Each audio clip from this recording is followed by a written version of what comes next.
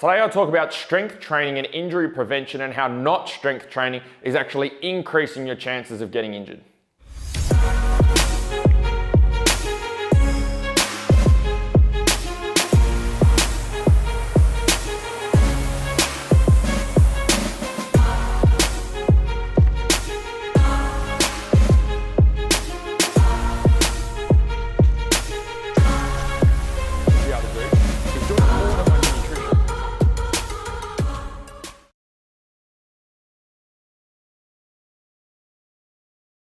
Hey guys, welcome to MotoFit TV, episode number 24.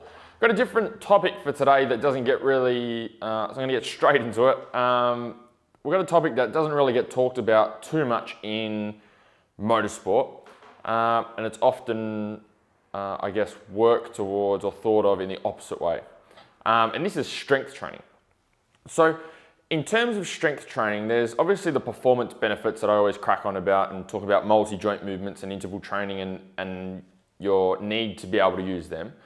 However, with strength training, there's a whole different component in terms of the injury prevention side, which is something I've never talked about. And this just came up because we had a few of our guys in Fink. Okay, obviously with the start of the season over the last few months really kicking off and state rounds and national rounds kicking off, everything's in full swing for riding and racing. So there's a lot of injuries, there's a lot of broken bones. There's Fink that we just had over the weekend, or by the time you guys get this will be the weekend before. We had Fink, we got Hadar coming up. Okay, we've got the MX Nationals. You guys have got like your state level stuff. There's lots of events going on and there's obviously lots of injuries that come with that as well. Okay, lots of crashes, lots of accidents. Now, in terms of strength training is not just, and the multi-joint movements is not just about performance and being able to do well, although that's a very big component of it. The other component of that is being able to prevent injury. So the stronger our muscles, okay, the stronger our tendons and ligaments.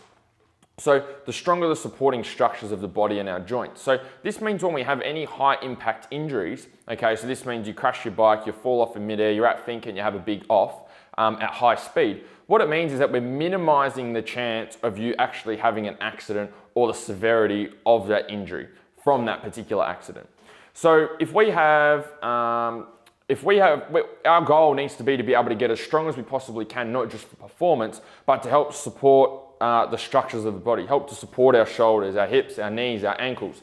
Because the more musculature we have there, the stronger that musculature is, the less chance we have of injury. Now, this doesn't mean that you can go and crash or run into someone else and you're gonna minimize injury 100%, but what it does do is reduce the likelihood of you having an injury. So maybe instead of you having a dislocated shoulder, maybe you just have a very sore shoulder the day after, okay? Maybe instead of having a broken femur, maybe you just have a very sore quads, a very sore muscle. Maybe you just tear a muscle instead of ripping a whole joint apart. So it's looking at the severity of the injury, but also looking at being able to minimize that. So no, it's not 100% safeguard, but it is going to minimize that. There's actually research recently that I was reading, and I'll paraphrase for you. They did some research with NRL, so rugby players, with a top NRL team that had won the grand final. And they did a test of the full squad. So I don't follow rugby, but the research, like the 27 players or 30 players, something like that, is a full team. Okay, including all the subs and everything else, the people that they swap in and out at the start of the season. So they all did their pre-season training, they all did their strength training, and what they did is they took testing numbers of their 1RM levels of strength. So like their bench press, their deadlift, their back squats, and they marked all these before the season had even started. Okay, now this is for one of the, I don't know which specific team it was because I don't follow the rugby, but one of the top NRL teams that had won the grand final. But they'd taken these statistics before they'd won the final. So they had all these statistics there, and what they found is that the squad that actually got picked, the players that actually played in the grand final, were 10 to 15% stronger on these specific benchmark tests compared to the players that didn't get chosen.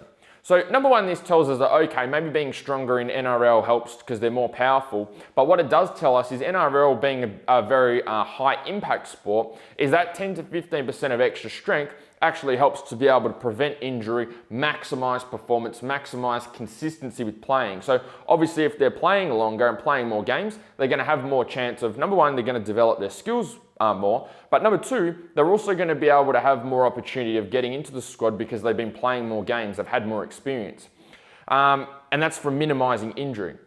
So there's a few things you can take from that, but what we can do is draw a conclusion from the NRL and from this type of research and drag that over to riding and racing and go, okay, if that's worked for NRL and that's helped to minimize injuries and help their leading sports people, then we can do the same for motorsport as well. So in terms of being able to build strength, the focus of your training should be on building strength as well to be able to make sure that we're reducing the chances of impact injuries. So this means that if you do have an accident or do crash, we're minimizing that as much as we possibly can. Not just from a fatigue point of view. So obviously we're reducing fatigue by improving your race fitness, but we're not just focusing on that. We're also going, okay, if the worst thing does happen and you do have an accident and it's got nothing to do with fatigue, that we can try and minimize that impact as much as possible. And that comes through strength training. So I just wanted to talk a little bit today about the opposite side of things. I know I've spent a lot of time on the performance side and getting better and getting faster, but then there's also the injury point of view. And this just came up from watching Fink. Obviously with Fink, there's people having helicopter rides and getting in the ambulance and going everywhere. And that's one of the things you need to focus on with. I'm not saying that all of these injuries with Fink and all the other types of sports wouldn't happen. I'm just saying that we can work on minimizing them, reducing them as much as we can.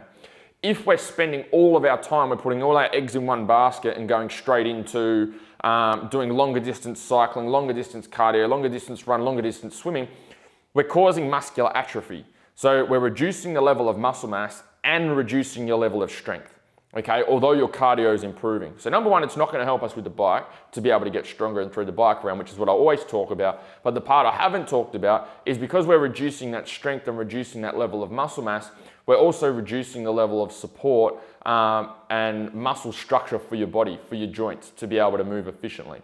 So that it increases by not having that component on strength, by focusing all our attention on longer distance cardio, we're actually increasing our chances of injury. So you're increasing your chance of injury by not training strength, by training longer distance cardio, because when there's impact and there's no muscle there, there's no strength there to be able to support the joints, then we're gonna end up with broken bones, with damage to your body. So if you let's look at a marathon runner, look at an Ironman, look at a triathlete, look at a long distance swimmer. Okay, they're not big people, they're not big, powerful people. They're fairly skinny, they're fairly lean. There's not much to them, there's not much muscle mass there, there's not much strength there at all. But they don't need that because they don't have any impact, they're not lifting any heavy weights. They just want to be able to move their body weight for a long period of time, so that helps them. For riding and racing, it's the complete opposite. We've got high impact in terms of any accidents you're gonna have. So when you hit the deck, if you've got a structure of a marathon runner, then as soon as you hit the deck, you're gonna get injured. You can pretty much guarantee that there's gonna be some sort of injury there, there's gonna be broken bones because there's no musculature there to be able to support the skeletal system. So that's important. And that brings me into another point as well, which is people that are injury prone. As a rough generalization, a lot of people who are injury prone, number one, it could be their riding habits. Okay, maybe they have an erratic riding style. But you see with some people, they continuously get hurt. And sometimes this may be due to accidents, and some people get hurt just with small accidents, like they tip the bike over and they've got a broken leg. And some of this can be attributed to not having levels of strength. So if you're really on the leaner side, in terms of skinny, don't have too much muscle mass, don't have too much strength there, then every time you have an accident, the bike or whatever impact is falling straight on your bones. There's nothing there to be able to absorb that between the muscle and the skeletal system underneath. So I guess it's kind of like building an insurance to your body. Okay, it's not going to cover you 100% of the time, but it can greatly reduce the chance of you being able to get hurt, which means that you can have those little accidents and get back up and keep going instead of having time off. And over the long term, this makes a huge difference. So if we're looking over a season, over 5 seasons, the next 5 seasons, if you can minimize the amount of time you have off the bike, the amount of times that you can actually have an accident, get back up and keep going, that's going to greatly improve your chances of being able to get better on the bike, being able to perform well. Like I used the NRL example, because you can be more consistent with training, you can be more consistent with rocking up to the races, you get more experience, you can build up a lot more, I guess, talent, a lot more skill, technique out on the bike by being able to be consistent, just continually being there, rather than being on this up and down hill where you do well, you get hurt, then you have time off and you do well, you get hurt and you come off, and you're constantly stuck in this loop. We want to have a continual progress over the long term. So that's what I wanted to focus my attention on today. below you can post up any questions that you would like answered for our MotoFit TV show. So I know the last couple I've done, I've talked about certain topics, but want to get to see if there's any key questions that I can answer for you. So if you've got any, feel free to post them below in the comments, and we can get them answered on the show for next week. So any questions at all, post them below. Hope you were able to get a bit of value from this today in terms of the injury side. It's not something I usually talk about, but something that came up and I thought would be valuable for you guys. So look forward to seeing you next week. See you guys.